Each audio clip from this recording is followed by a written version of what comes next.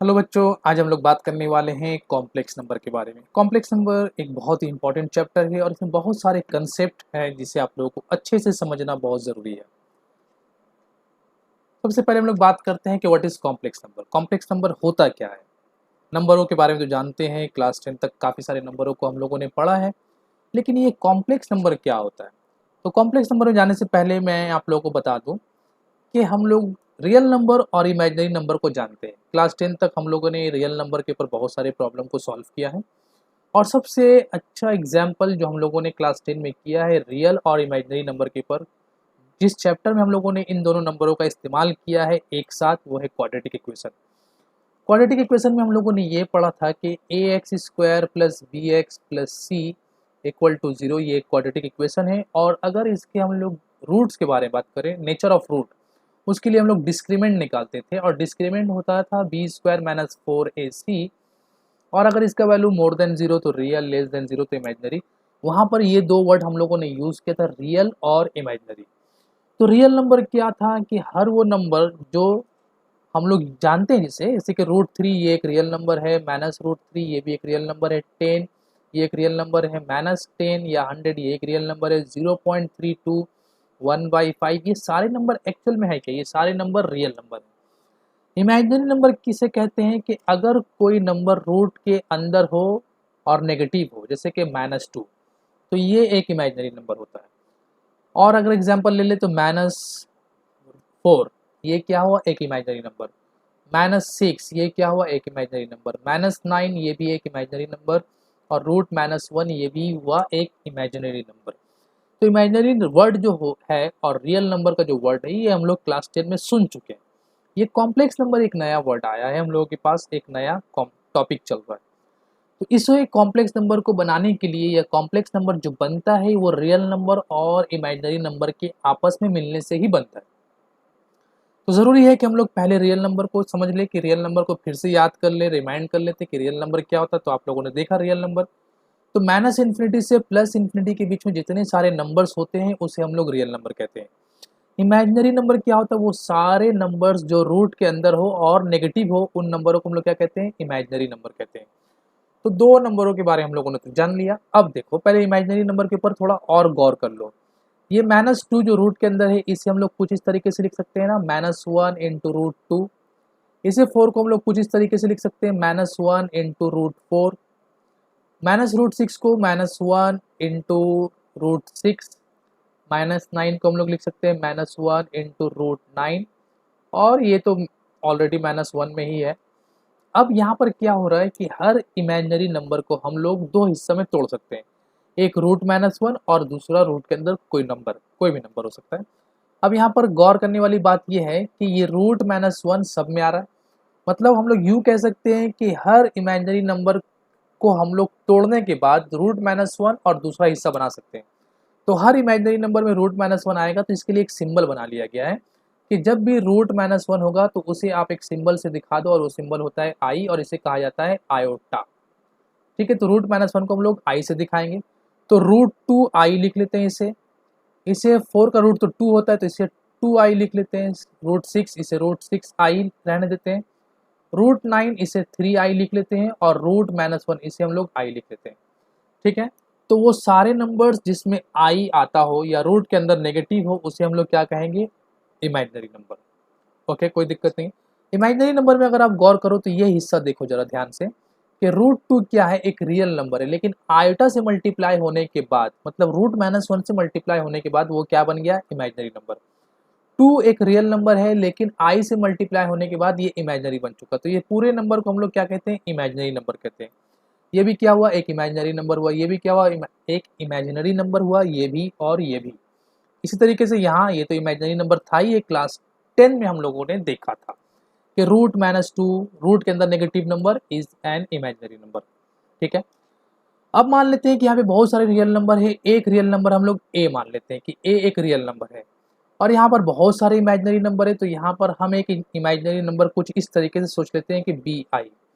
अब क्या करते हैं कि अगर हम लोग रियल नंबर और इमेजिनरी नंबर का सम करते हैं, तो इनके सम से जो नंबर बनता है उसे कहा जाता है complex number.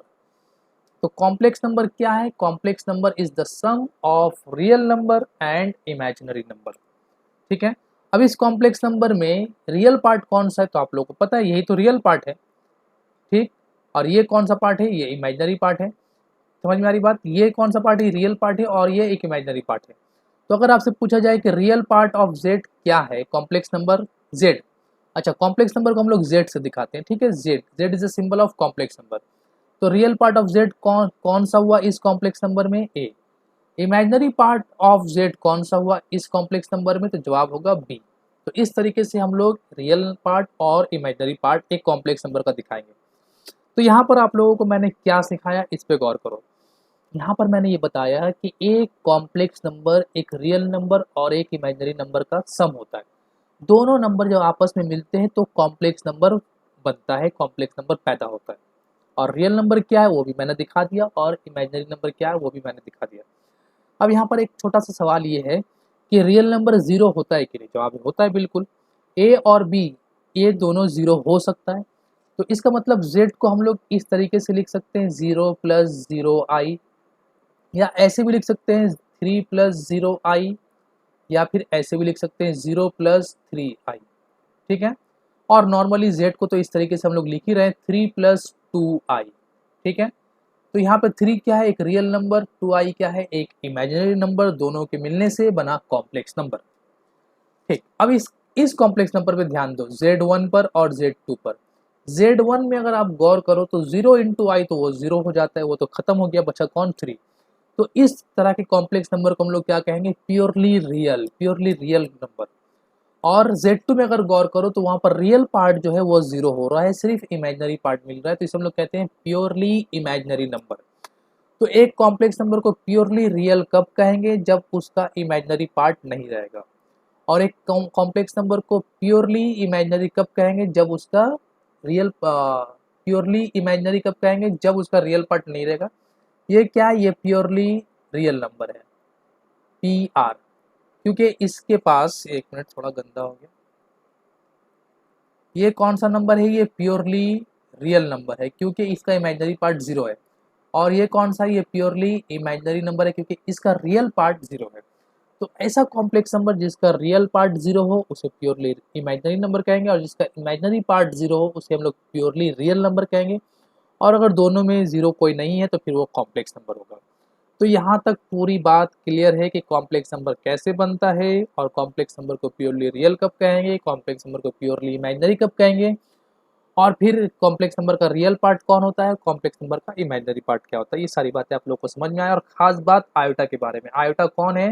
Root minus one को आयोटा कहा जाता है। अब आगे चलते हम लोग, आगे हम लोग बात कर लेते हैं कि एक रियल नंबर को हम लोग कॉम्प्लेक्स नंबर के फॉर्म में एक्सप्रेस कर सकते हैं, जैसे कि थ्री। अब ये थ्री क्या है? ये थ्री तो आपको एक रियल नंबर दिख रहा है, बिल्कुल साफ साफ क्लियर एक रियल नंबर है। क्या इस थ्री को हम लोग ऐसे लिख सकते हैं, थ्री प्लस जीरो इंटू आई? जवाब है बिल्कुल लिख सकते हैं। अब ये थ्री प्लस जीरो इंटू आई ये कौन सा फॉर्म हुआ? ये तो कॉम्प्लेक्स नंबर का फॉर्म हुआ, क्योंकि थ्री एक रियल नंबर और जीरो आई एक इमेजिनरी नंबर है। तो मतलब every real number can be expressed in complex number. Her real number को हम लोग कॉम्प्लेक्स नंबर के फॉर्म में लिख सकते हैं। ठीक है, आगे चलते हैं। अब कुछ पॉइंट यहाँ पर हम लोग आयोटा के ऊपर नोट करेंगे, कुछ बातें आयोटा के बारे में करेंगे। तो आयोटा के बारे में सबसे पहली बात जो हम लोग को करना है कि आयोटा है क्या एक्चुअल में। आयोटा मतलब रूट के अंदर minus one. Root minus one को हम लोग क्या कहते हैं? आयोटा कहते हैं। ओके, अब यहाँ पर आई के डिफरेंट डिफरेंट पावर के लिए आई इक्वल टू एन का वैल्यू क्या होगा, क्वेश्चन मार्क, ये हम लोगों का टॉपिक है। अब यहाँ पर देखो, पहला केस वन, दो केस लेते हैं हम लोग, केस वन और केस टू। यहाँ पर केस वन में हम लोग बात करेंगे n if n equal to even, और केस टू में बात करेंगे if n equal to odd. I का पावर में एन है, क्वेश्चन मार्क वैल्यू क्या होगा, तो हम लोग एन को दो हिस्से में बांट देते हैं, इवन और ऑड में। अब यहाँ पर इवन आई स्क्वायर, तो आई स्क्वायर का मतलब क्या होता है? आई स्क्वायर का मतलब होता है root minus one into root minus one. ठीक है ना, यानी मतलब कि रूट माइनस वन का स्क्वायर ये क्या हो जाएगा? Minus one. यहाँ देख लो आई क्यूब, आई क्यूब को हम लोग क्या लिख सकते हैं, आई क्यूब को लिख सकते हैं आई का पावर 3 इंटू आई, नहीं आई स्क्वायर इंटू आई ना, क्योंकि क्यूब था। अब आई स्क्वायर क्या होता है, ये -1 होता है, तो ये बन जाएगा -i। ठीक है, थोड़ा इस तरफ कर लेते हैं। आई का पावर 4 देखो, क्योंकि इवन नंबर में बात हो रहा है, तो आई का पावर 4 मतलब आई स्क्वायर इंटू आई स्क्वायर। अब आई स्क्वायर तो -1 होता है, तो -1 इंटू -1 ये क्या देगा 1। आई का पावर 5 ले लेते हैं अगर हम लोग 5, तो इसे दो पार्ट में लिख सकते हैं ना, आई क्यूब इंटू आई का स्क्वायर, या आई का पावर 4, आई का पावर 4 कर लो, सबसे अच्छा रहेगा 4 इंटू आई का पावर 1। आई का पावर 4 क्या होता है, ये हम लोगों ने अभी भी देखा कि ये 1 होता है, तो इसे 1 लिख लो। और आई एक सिंगल आई है, तो 1 इंटू आई ये क्या मिला हम लोग को, आई मिला। ठीक है, आई का पावर हम लोग 6 लेते हैं, तो आई का पावर 6 को हम लोग लिख सकते हैं आई का पावर 4 इंटू आई का पावर स्क्वायर दे दिया, यहाँ पे 4 देते हैं। आई स्क्वायर क्या होता है -1, और आई का पावर 4 ये क्या होता है 1, तो ये दोनों मल्टीप्लाई करके क्या मिलेगा -1। आई के पावर में 7 ले लेते हैं, तो 7 को हम लोग लिख सकते हैं ना आई का पावर 6 इंटू आई, और आई का पावर 6 क्या होता है, अभी हम लोगों ने देखा कि ये -1 होता है, तो -1 इंटू आई ये क्या मिला हम लोग को, -i। अब आगे देखते हैं, थोड़ा आई का दूसरा पावर लेते हैं हम, आई के पावर में 8 अगर लेते हैं हम लोग, तो ये क्या हो जाएगा, इसे हम लोग लिख सकते हैं आई का पावर 4 इंटू आई का पावर 4। 6 2 में भी तोड़ सकते हैं, 7 1 में भी तोड़ सकते हैं, कोई दिक्कत नहीं, कोई भी वैल्यू ले सकते हैं। आई का पावर 4 एक्चुअल में क्या है 1, तो 1 इंटू 1 इक्वल टू 1 हुआ। यहाँ पर लेते हैं आई के पावर में 9, तो आई का पावर 8 इंटू 1 कह सकते हैं हम लोग। आई का पावर 8 क्या है 1 है, और इंटू 1 सॉरी इंटू आई, तो 1 इंटू आई क्या मिला हम लोग को, आई मिला। इसके बाद इसी तरीके से कहानी चलता जाएगा। अच्छा, आई का पावर 1 हम लोगों ने नहीं लिखा, तो कोई ज़रूरत नहीं था, आई का पावर 1 एक्चुअल में क्या होगा, वो आई लिखेंगे हम लोग। तो यहाँ पर आप अगर गौर करोगे, तो आप लोग गौर करने ये मिलेगा कि जब आई का पावर में इवन नंबर आता है, तो उसका जवाब या तो 1 है या तो -1 है। लेकिन आई का पावर जब ऑड आता है, तो या तो उसका जवाब आई होगा या फिर -i होगा। तो आई के पावर में इफ n इज ऑड, अगर n ऑड हुआ, देन तो हम लोग कह सकते हैं ना कि आई का पावर जो n होगा वो प्लस माइनस आई में से कुछ होगा, क्योंकि दिख रहा है आप लोग को जब ऑड रहेगा तो प्लस आई या फिर माइनस आई, दोनों में से कुछ भी होने वाला है। लेकिन इफ n इज इवन, अगर n इवन होता है, तो फिर उस वक्त क्या होगा, देन आई का पावर n जो होगा वो प्लस या -1 होगा, +1 या फिर -1 होगा। ये दो बात तो आप लोगों को दिमाग में बिल्कुल अच्छे से बैठाना है कि आई का पावर n, और अगर n ऑड हुआ तो आपका जवाब या तो +i होगा या फिर -i होगा, और अगर n इवन हुआ तो आपका जवाब या तो +1 होगा या फिर -1 होगा। अब इसे हम लोग बारी बारी दो और हिस्से में तोड़ते हैं। यहाँ पर देखो अगर गौर से, सबसे छोटा, चलो नेक्स्ट पेज में कर लेते हैं इसे। यहाँ पर सबसे छोटा आई स्क्वायर, यही सबसे छोटा इवन नंबर था, और यहाँ पर सबसे छोटा आई का पावर 1 था। आई स्क्वायर का वैल्यू हम लोग को -1 मिला, और आई का पावर 1 हम लोग को आई मिला। इसके बाद जैसे हम लोग 4 में गए, हम लोगों को मिला 1। इसमें 3 में हम लोग जब गए तो हम लोगों को मिला -i। ठीक है ना, अभी हम लोग पीछे लिख चुके हैं। यहाँ जब 6 में गए तो फिर से हम लोग को -1 मिला। यहाँ जब हम लोग 5 में गए आई का पावर 5, तो फिर हम लोग को आई मिला। फिर हम लोगों ने जब आई का पावर 8 यूज़ किया तो हम लोग को फिर से 1। आई के पावर 7 में हम लोग को फिर से -i मिला। आई के पावर जब हम लोग 10 ले लेंगे तो फिर से हम लोग को -1 मिलेगा। आई के पावर 9 में हम लोगों को क्या मिलेगा, फिर से हम लोग को आई मिलेगा। इस तरीके से क्या होगा, ये कहानी रिपीट करता जाएगा। तो सबसे यहाँ पे आप लोग को सिर्फ दो वैल्यू को याद रखना है। सबसे छोटा आई का ऑड पावर क्या है, 1 है, तो उसका जवाब होगा आई।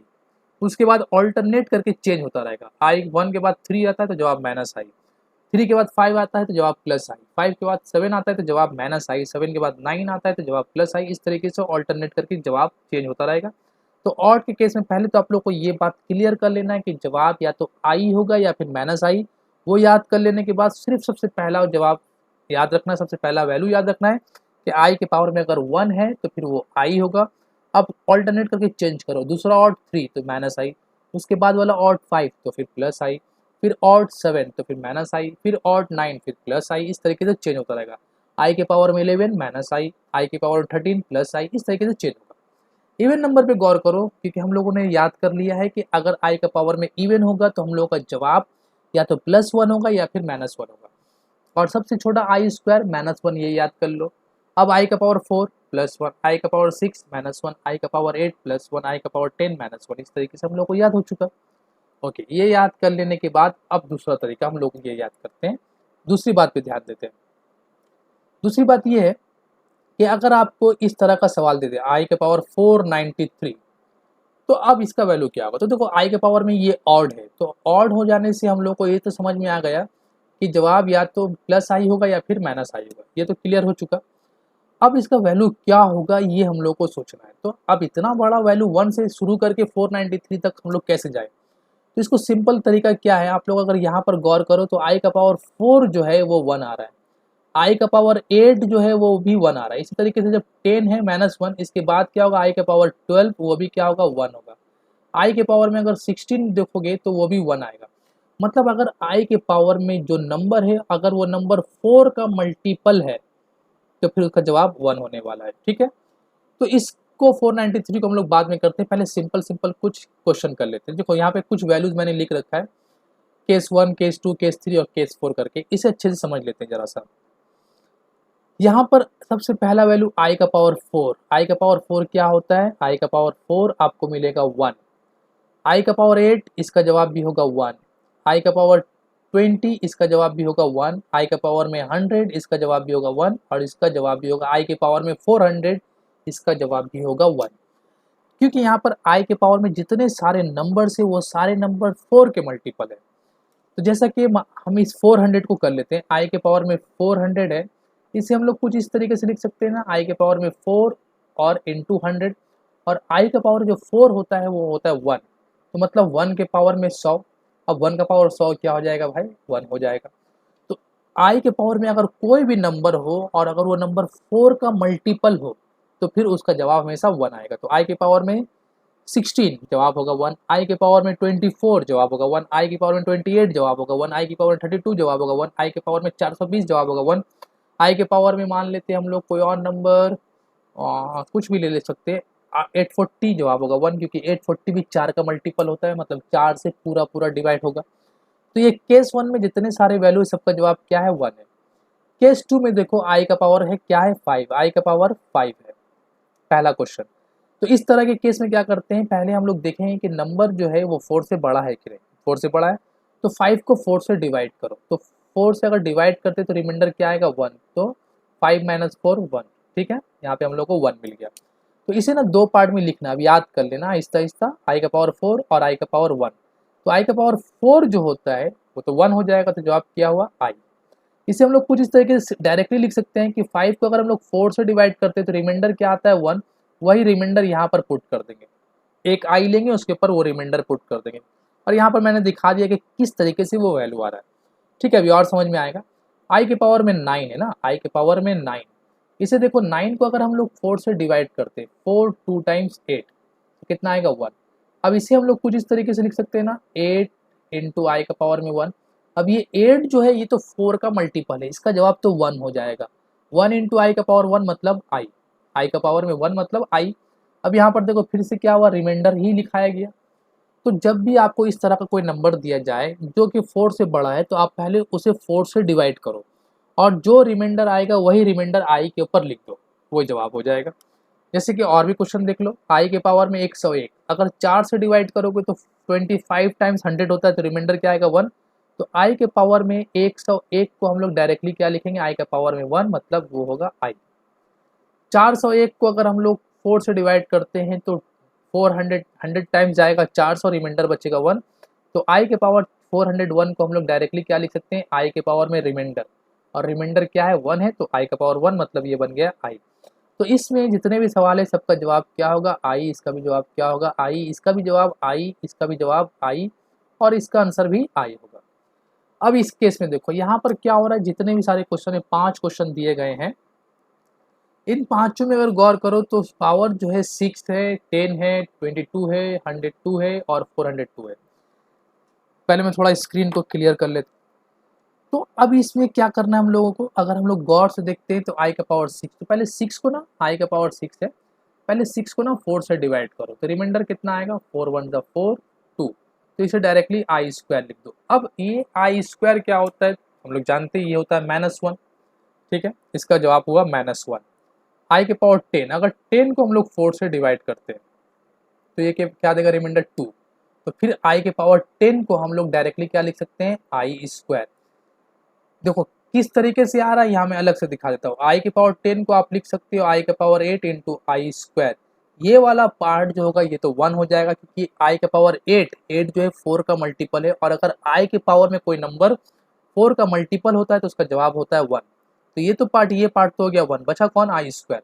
अब इस आई स्क्वायर को आप इस रास्ते से भी कर सकते हो, या फिर उसे डिवाइड करके यहाँ से रिमाइंडर को भी कॉपी कर लो, सेम जवाब आएगा। तो ये रिमाइंडर निकालना मेरे लिए ज़्यादा आसान होता है, इसलिए आई स्क्वायर, और ये होता है -1। इसी तरीके से अगर आप यहाँ पे देखो, इसका वैल्यू भी -1 हो गया। 22, अगर 4 से आप डिवाइड करो 22 को तो 5 टाइम्स जाएगा, रिमाइंडर क्या होगा, आई स्क्वायर। तो आई का पावर 22 को आप लिख सकते हो आई स्क्वायर, और इसका वैल्यू भी -1। तो ये भी -1 हुआ। आई के पावर में 102 को ध्यान दो, 102 अगर 4 से डिवाइड करोगे तो 25, 25 टाइम्स 100 होता है तो रिमाइंडर 2। तो आई के पावर में 102 को हम लोग लिख सकते हैं आई स्क्वायर, जवाब हुआ -1। 402 आई के पावर में 402, तो इससे भी हम लोग क्या लिखेंगे, अगर हम लोग आई की 402 को 4 से डिवाइड करते हैं तो रिमाइंडर 2 आएगा, मतलब आई स्क्वायर, इसका जवाब भी हुआ -1। तो ये सारे क्वेश्चन का जवाब क्या हुआ, -1। तो यहाँ पर एक और कर लेते हैं, उसके बाद मैं पूरे रिजल्ट के बारे में बात करूंगा। यहाँ पर रिमाइंडर क्या आएगा, 7 को 4 से डिवाइड करने से 3 आई क्यूब, और आई क्यूब का वैल्यू होता है -i। यहाँ पर भी रिमाइंडर 3 आएगा 4 से डिवाइड करने के बाद, मतलब -i जवाब होगा, क्योंकि i3 होता है -i। यहाँ पे अगर 23 को आप डिवाइड करते, देखो मैं यहाँ अलग से थोड़ा दिखा देता हूँ। आई के पावर 4 इंटू 5 लिख सकते हो, इंटू आई का पावर 3, ठीक है, ये पूरा वैल्यू 1 हो जाएगा ना। और आई क्यूब को हम लोग क्या लिख सकते हैं, -i। मैंने पीछे भी दिखाया था कि आई क्यूब -i होता है। इसी तरीके से ये -i हो गया, ये भी क्या हो जाएगा, -i हो जाएगा, और ये वैल्यू भी -i हो जाएगा, ठीक है। तो यहाँ पर क्या हो रहा है कि हम सारे नंबर को 4 से डिवाइड करने के बाद उसके सिंपलेस्ट फॉर्म में लिख सकते हैं, ये हम लोगों ने यहाँ पर सीख लिया। अब इसके बाद एक छोटा सा बहुत ही शॉर्ट तरीका मैं आप लोगों को बताने जा रहा हूँ।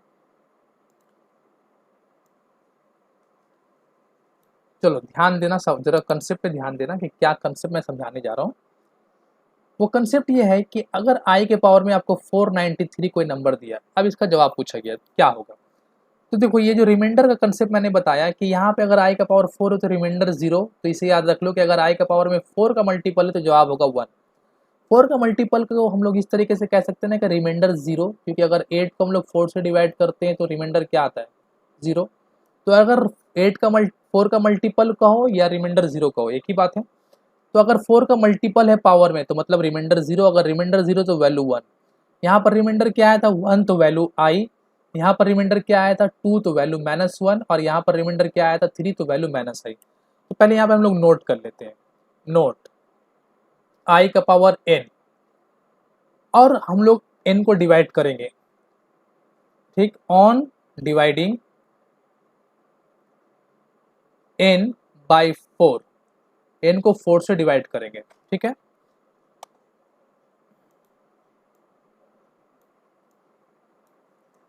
if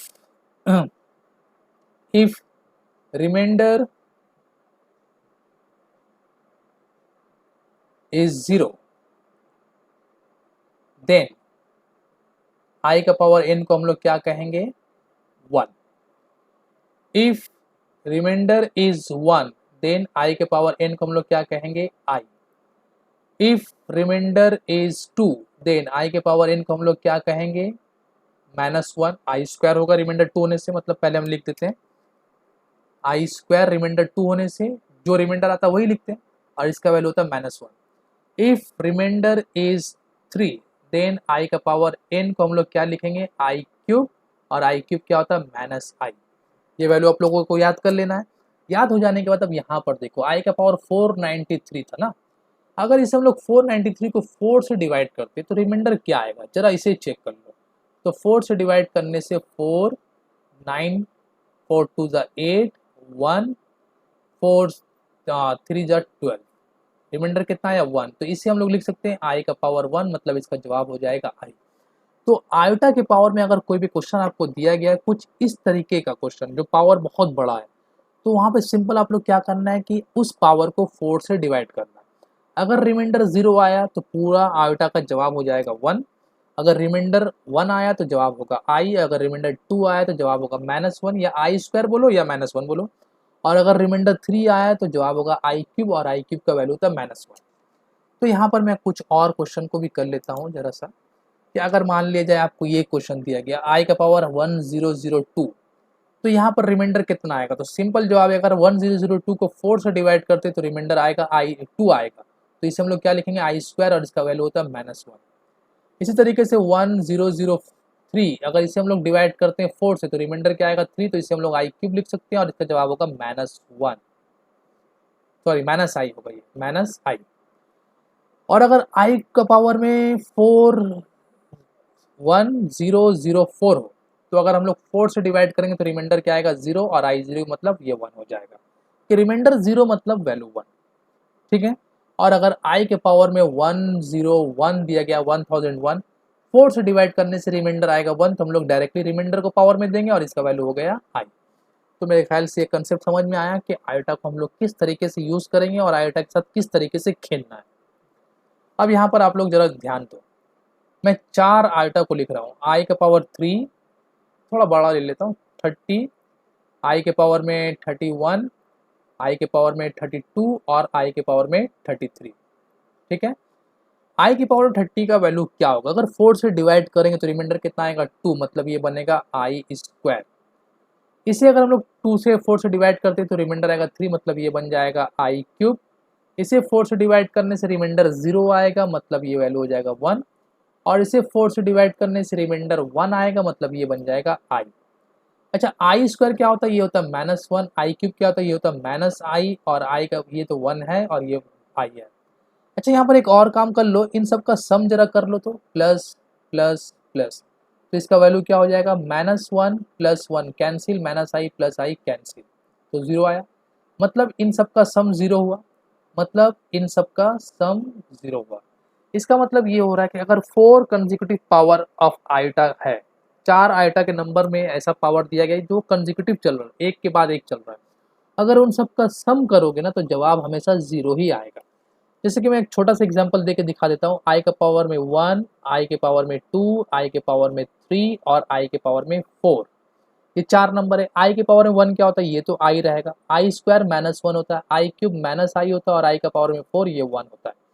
तो -1 + 1 cancel, -i + i cancel, remainder answer क्या आया? 0। मतलब अगर 4 ऐसे आयोटा को आप ऐड कर रहे हो जो जिसका पावर कंसेक्यूटिव एक के बाद एक है, तो सबका सम हमेशा क्या होगा? 0 होगा। तो ये आयोटा के ऊपर कुछ कहानी, कुछ कंसेप्ट जो हम लोगों ने आज नोट किया। अच्छा, यहाँ पर ये इसी बात को मैंने यहाँ लिख रखा है कि आई के पावर में अगर n हो, प्लस किया जाए आई के पावर n+1 से, फिर ऐड किया जाए आई के पावर में n+2 से, फिर ऐड किया जाए आई के पावर में n+3 से, तो इन सब का सम क्या हो जाएगा? इन सब का सम होगा 0। ये बात आप लोग को याद रखना है कि 4 कंसेक्यूटिव आयोटा के पावर में नंबर है और सबका सम किया जाए तो सारे का वैल्यू क्या आएगा? 0। तो आयोटा के बारे में जो कुछ मैंने आप लोगों को बताया, मैंने कॉम्प्लेक्स नंबर पे ज़्यादा बहस नहीं किया, मैंने सिर्फ बताया कि कॉम्प्लेक्स नंबर क्या होता है, कैसे बनता है कॉम्प्लेक्स नंबर। तो कॉम्प्लेक्स नंबर रियल और इमेजिनरी नंबर के सम को कहा जाता है। उसके बाद में डायरेक्टली हम लोगों ने आयोटा के ऊपर डिस्कस किया। अब नेक्स्ट वीडियो में हम लोग यहीं से कहाँ बात को शुरू करेंगे और आगे बहुत सारी बातें करने को है। अगर किसी बच्चे को किसी टॉपिक में, कॉम्प्लेक्स नंबर में, जहाँ तक मैंने आज बताया है, किसी को कुछ भी प्रॉब्लम हो तो कमेंट करके बताओ, मैं उसे सॉल्व करने की कोशिश करूँगा। मिलते हैं हम लोग नेक्स्ट वीडियो में।